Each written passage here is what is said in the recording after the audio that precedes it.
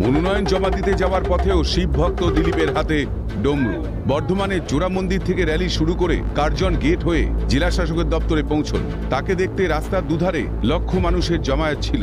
সঙ্গে ছিলেন বিজেপির প্রাক্তন রাজ্য সভাপতি রাহুল সিনহা এবং দুর্গাপুর পশ্চিমের বিধায়ক লক্ষণ ঘড়ুই। পরে বর্ধমানে জেলা শাসকের দপ্তরে মনোনয়ন পেশ করেন, বুঝিয়ে দিলেন জয়ের ব্যাপারে কনফিডেন্ট। 1 ঘন্টার আমরা रोड शो করলাম, জাস্ট ট্রেলার। ये तो पहली झांकी है, पूरी फिल्म बाकी है। और आज বর্ধমান টাউনের লোক যেভাবে রেসপন্স করেছেন, বাস দাঁড়িয়ে গেছে, গাড়ি দাঁড়িয়ে গেছে, ড্রাইভার, প্যাসেঞ্জার, দোকানদার, খরিদ্দার, নির্মাণ কর্মী 5 তলা থেকে হাত দেখাচ্ছে, মিউনিসিপ্যালিটি স্টাফ। আমি দেখলাম কোনো বাড়ি নাই, কোনো জায়গা নেই যেখানে মানুষ নাই, রাস্তার দুই দিকে। এতে বোঝা যাচ্ছে বর্ধমানে বিজেপিকে সর্বোচ্চ ভোটে এনারা জিতাবেন। পশ্চিমবাংলার মধ্যে 1 নম্বর সিট হবে বিজেপি, এটা জিতবে। মনোনয়নের সকালে বর্ধমানের ভাড়াবাড়িতে এদিন দেবাদিদেব মহাদেবের জন্য হোম যজ্ঞের আয়োজন করেছিলেন দিলীপ ঘোষ।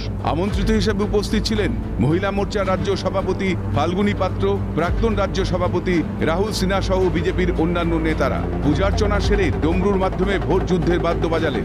চীনা মেজাজেই বললেন, আমার হাতে ত্রিশূল লাঠি শোভা পায়। এটা হচ্ছে তাণ্ডব নৃত্যের পূর্বাভাস। আমাকে লোকে ত্রিশূল দেয়, আমাকে গদা দেয়, আমাকে লাঠি দেয়, কেন জানি না দেয়। ওরা ভাবে যে আমার হাতে ওটা বোধহয় শোভা পায়, আর অনেকে দেখলে ওটা ঘাবড়ায়, সেই জন্য।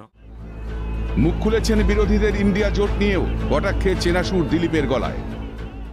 ইন্ডিয়া জোট তো অতীত হয়ে গেছে, তারপর ভবিষ্যৎ কি? কোথায় জোট হয়েছে বলুন? একসঙ্গে চা খেলো, 2 দিন ফিস্ট করলো, জোট হয়ে গেল? আরে 7 পাকে বাঁধা দেয়, বিয়ে করে সে 2 বছর পরে ভেঙে যায়। আর এ তো 7 দিন চা খেয়েছে, সে আর কদিন টিকবে? সে হয়ে গেছে ইতিহাস। প্রতিদিনের মতো বুধবার সকালেও চা চক্রে সামিল হয়েছিলেন বর্ধমান দুর্গাপুর কেন্দ্রের বিজেপি প্রার্থী। দলের নেতা কর্মীদের টাঙানো ফ্ল্যাগ মাটিতে পড়ে থাকতে দেখেন। গোটা ঘটনায় অভিযোগের তীর তৃণমূলের দিকে। দলীয় পতাকা মাটিতে পড়ে থাকতে দেখে কুড়িয়ে নেন দিলীপ ঘোষ। মনোনয়ন পেশ মানে এবার পুরোদমে রাজনৈতিক লড়াই শুরু। বর্ধমান দুর্গাপুরের মানুষের মন দিলীপ ঘোষ জয় করতে পারেন কিনা, সেটাই এখন দেখার।